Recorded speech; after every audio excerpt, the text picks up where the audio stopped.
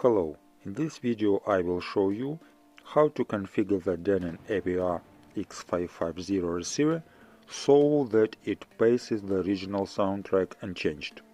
The fact is that the processor of your receiver is capable of decoding your source path into various formats.